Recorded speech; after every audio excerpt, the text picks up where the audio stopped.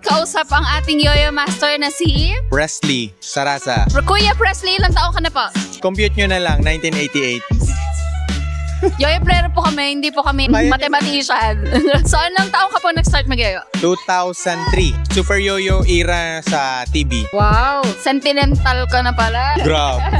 Ano ang pinakaunang yoyo na ginamit mo? Actually, yung tig 50 pesos lang na fixed axle. Yung ba yung nabibili mo sa tindahan na kasama ng mga chichirang tig-piso? Oh, parang ganun. Pero nung nabili ko siya, yoyo lang siya. Yun lang yung available na yoyo sa tindahan nung time na yon. Yun ang unang ginamit mo nung nag-compete ka? Hindi. May nagsabi kasi sa akin na merong yoyo master sa mall. Nagpunta ako, nakita ko na may ibang klaseng yoyo pala na merong bearing. Kasi hindi pala yung yun na merong bearing. O, dati kahoy lang yung gitna na.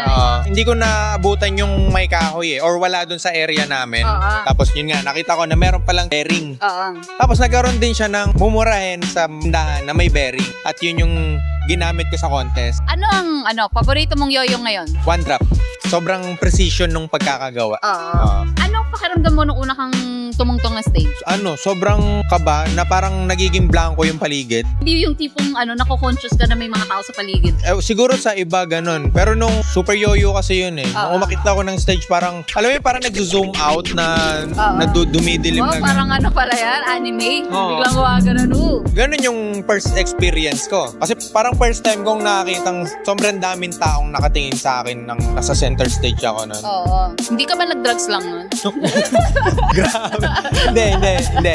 Anong division ang nilalaro mo? Yung mga unang contest naman kasi lang siya, 1A, basic to hyper. Wala pa yung mga freestyle. So ngayon, maliban sa pag-judge, anong division ang nilalaro mo? Main ko pa rin, 1A. Kumbaga, pag tinanong alin yung pinaka may kaya akong i-showcase na trick, 1A. Pero nag-aaral ako ng 5A saka 4A. So titignan natin kung ang rumors ay tama. Pag 1A player, kailangan flexible, di ba? Pwede ba natin makita kung kaya mong abutin yung dalawang kamay mo sa likod? Kanan, saka kaliwa. Ayan. Okay. Tama ba? Ito sa kabila.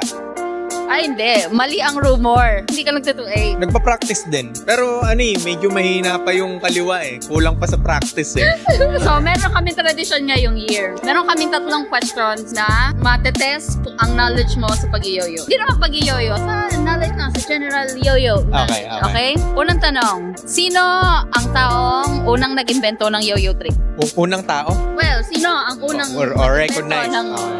Pedro Flores. Question number 2. Ano ang 5 divisions ng yoyo? 1A, 2A, 3A, 4A, and 5A. And the last question. Ano ibig sabihin ng letter A?